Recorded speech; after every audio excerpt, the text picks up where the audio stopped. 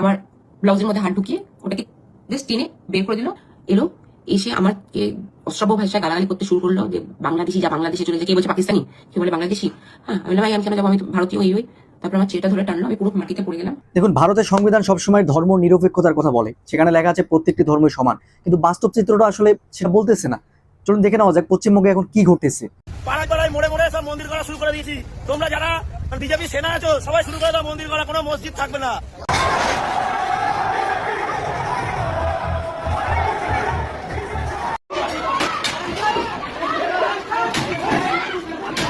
মসজিদ ভেঙে মন্দির নির্মাণ, তারপর গরুর মাংসের দোকানে বুলডোজার দিয়ে হামলা, নারী নির্যাতন, এটাই কি তাহলে ধর্ম নিরপেক্ষতা?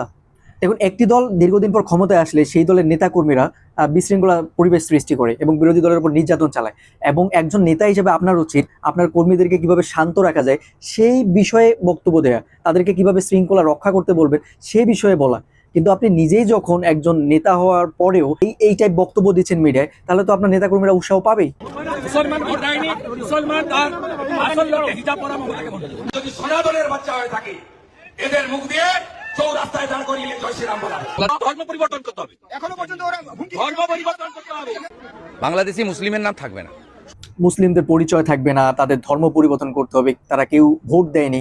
আমি বুঝি না একজন মুখ্যমন্ত্রী কিভাবে মিডিয়ার সামনে এসে প্রকাশ্যে সংখ্যালঘুদের বিপক্ষে এই টাইপের বক্তব্য দিতে পারে।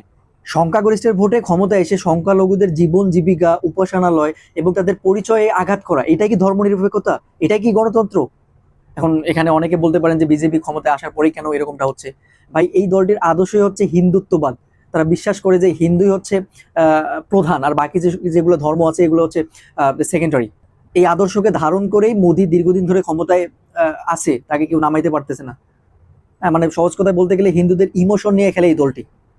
এখন শুভেন্দু অধিকারী সে নিজেও এরকমটা করতেছে, সে ভালো করে জানে যে পশ্চিমবঙ্গে প্রায় হচ্ছে 27% মুসলিম থাকে আর বাকি সবাই হচ্ছে হিন্দু।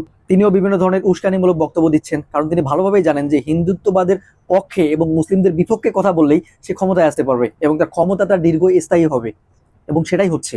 একটা জিনিস মনে রাখা দরকার, পশ্চিমবঙ্গে প্রায় 3 কোটি মুসলমান, হ্যাঁ, তারা ওখানকার নাগরিক, তারা ওখানে কর দেয়, তারা ভোট দেয়, হ্যাঁ, তো তাদের নিরাপত্তা নিশ্চিত করা এটা মানবিক দায়িত্ব নয়, এটা রাষ্ট্রের বাধ্যবাধকতা।